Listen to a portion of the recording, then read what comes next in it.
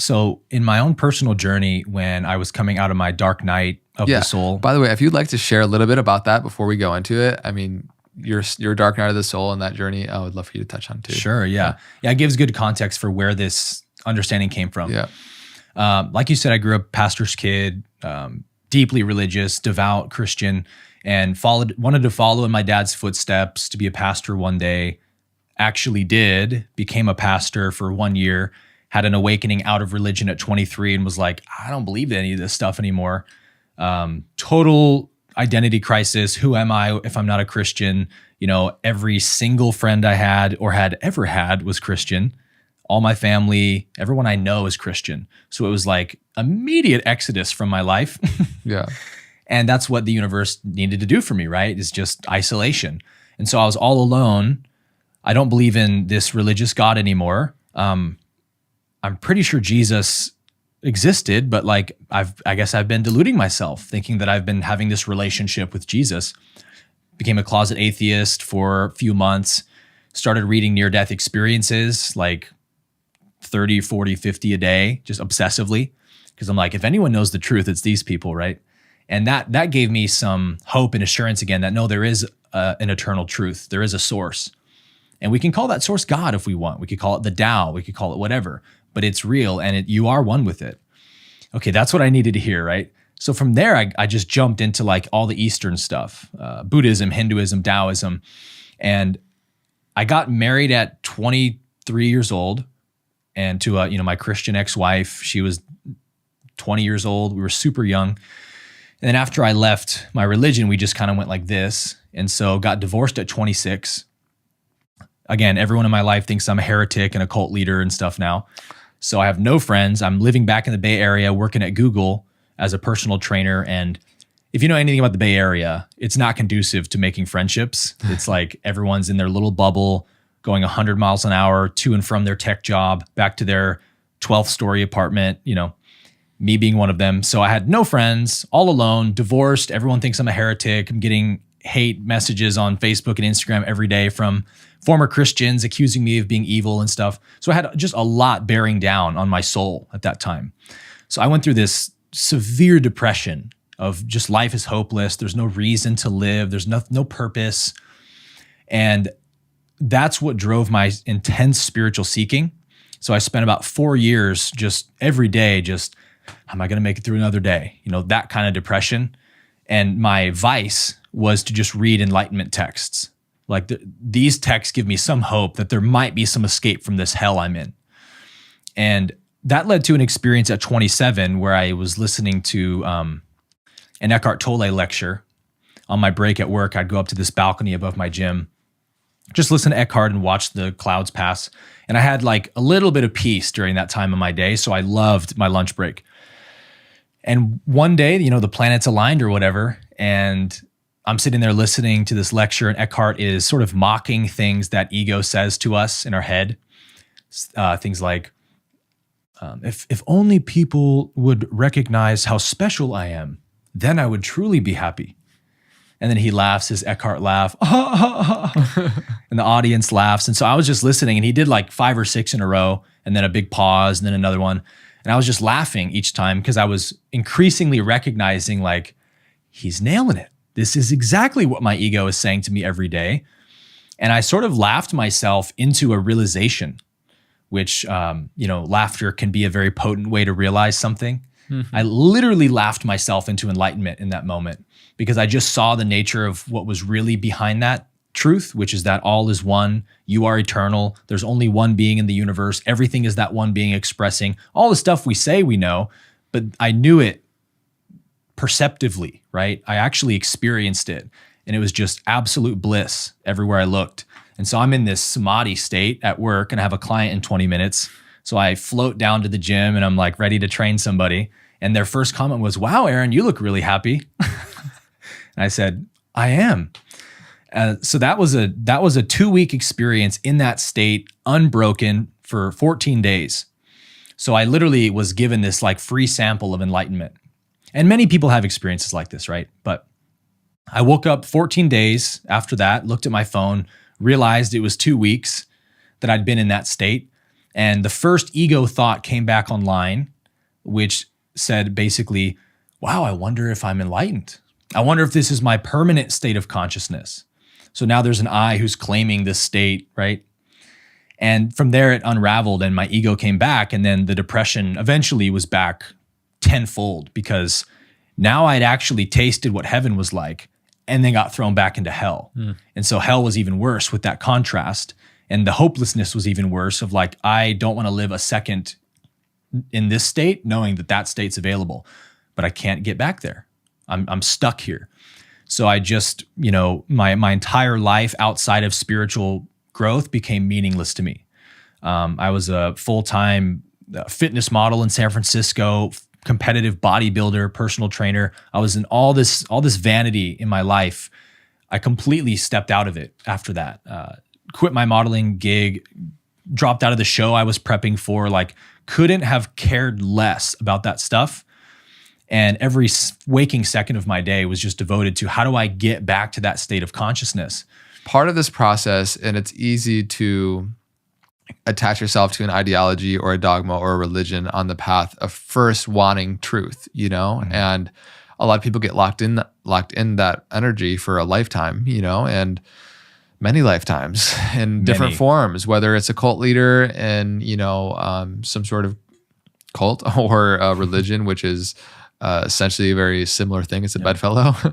In your own experience, being in the Christian church and an evangelical church at that, and having this desire for understanding life, what the purpose is here, how to live a harmonious life. There's so many beautiful teachings, and I don't want this to come across as any way, and I don't think it will, that we're, demonizing religion, because it serves a purpose for individuals at a certain level of consciousness. Oh yeah. And even inherent in this discussion, like I think we both feel the energy. Like I'm down to at any point to be proven wrong. Like you show me, like even if I could totally be wrong about this whole consciousness thing, but at a certain point it becomes a felt reality and experience, and you just have clear sight into what is. Yeah. And then it's like, yeah. You just don't doubt it anymore. Yeah, you just don't doubt it. It just is. It's like seeing the color red. Once you see it, it's just the color red. That's just the reality of it. Yeah. You don't need to say that is red. Right. Yeah, and there's no need to even articulate it unless you're in discussion, maybe on a podcast like we are, which is what we're doing here. A friend of mine, Aubrey Marcus, he gave us a description of like our purpose is like essentially God pleasuring itself. It's like, and very much so, it's like God masturbating in the form of human bodies that are God's pleasure. There we go. So beautiful. So for individuals that are in the kind of initial stages, or maybe they're just coming out of a religious indoctrination or a family where they're so surrounded by, and everyone in their friend group is, and they're a specific belief system or dogma. How do we first get past the need to know what the creator is, who the creator is, what skin color they are, whether it's blue, white, or black, or they have a beard or they don't, or it's a man or female? And then also, how do you support individuals who are maybe going through leaving a big friend group or having the death of their reality in that dark night of the soul, where it's like they're leaving a big part of the comfort of having that community around them? Yeah. Well, I began on YouTube actually doing that. I started making videos because I was myself coming out. I had come out of Christianity, the fundamentalism of Christianity, and I had found a lot of what I thought were really satisfying answers for these questions of like, well, is God just or not? Does God need to punish people for their sins or not? Is the Bible inerrant or not? And so I just started making videos thinking like, well, these answers have helped me a lot, and I know that they're going to help some people online because there's a lot of people coming out of religion these days.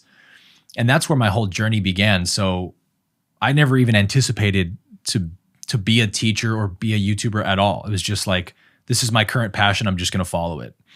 And so one of those things for me was understanding that everything religion teaches you, it's not that it's not true, right? It's that it's way more true than you realize. I like to see religion as like third density training wheels for spirituality. Yeah. In that training wheels are totally valid for a kid that's learning how to ride a bike. You'd be such an asshole to judge a kid using training wheels, right? Like you're the problem, dude. But nevertheless, the training wheels eventually have to be transcended to actually ride the bike of spirituality. So I love religion. I'm a huge fan of Hinduism, Buddhism, Christianity, mystical Christianity. But when you see it as a learning device rather than the absolute finish line, of spirituality, that's when you can use religion as a springboard. And in Christianity, when some of the dogmatic views started rubbing me wrong, when the training wheels were no longer wanted anymore, it was all an inside job for me. It was like, I'm genuinely struggling with these beliefs every day because my ego really wants to hold on to this certainty, but it doesn't make any sense to me anymore. And I have a lot of questions that need answers, and I can't find these answers. And it was always having to do with God's nature, more so than the more surface level stuff in religion. So just fundamental ideas, like I would start to have conversations with my Christian friends more and more, where I would ask them questions because I'm like, do you guys struggle with these questions? And do you have answers, And the answers I got back were increasingly shocking to me. So for example, anyone who's listening to this who was Christian, has come out of this, will know this conversation like the back of your hand. When you start to, let's say, question a dogmatic Christian who believes that, yep, if you don't confess Jesus, you're going to burn in hell forever. When you start poking holes at that idea, the responses you get are flabbergasting. And one of them was like, for example, if you're a parent, would you, for any reason you can imagine, ever want to torture your child in a pit of fire as a consequence? And people don't even let you finish the sentence, right? They're like, I would never do that. That's the most absurd notion. And then I would say, so can you help me understand why you believe that God does that to his children? Even to a Buddhist meditator who would never kill a fly in his entire life, but to that child, he's going to burn in hell for eternity for not believing. It's like, okay, start to ask these questions. Yeah. This is an important thing for us to nail down, right? Why would you think that God would do that? And the answer is always, well, brother, God's ways are higher than our ways. The classic verse. And when you push back on that, they'll say, well, see, here's the problem is you're just making a God in your image. If you say, why wouldn't God forgive and rehabilitate people who do evil? And why does he just need to just punish them with violence forever? Well, brother, I got to stop you because you're making a God in your own image, they'll always say. And the more I heard that, the more it started ringing in my mind of like, what are they really saying here? And at one point I sort of snapped into this kind of frustrated understanding of what they were really saying, which is you're saying that it's human nature to be compassionate and merciful and forgiving and to want justice and retribution. But it's God's nature to be violent and punitive and punish and use violence and all of that. Because, we would forgive, brother. I wouldn't punish my kids, but God's ways are higher than mine. So wait a minute, you're saying God's more violent than you? I highly doubt that. I bet it's the other way around. I bet your human ego nature is to punish, to get revenge, to get even. And I bet it's God's nature to forgive. So if we have a God whose ways are vengeance and violence and punishment, then we have a God who's made in our image, right? That's the religious God. But if we have a God whose ways are mercy and compassion and forgiveness, then we have a God whose ways are higher than our ways. And that was the truth revealed to me in those conversations, that at that point it was just a natural letting go of, oh, that's not true. So it's not that I don't believe it anymore. It's not true. That's not how God is. So beautiful. I love how you broke that down, man. So good.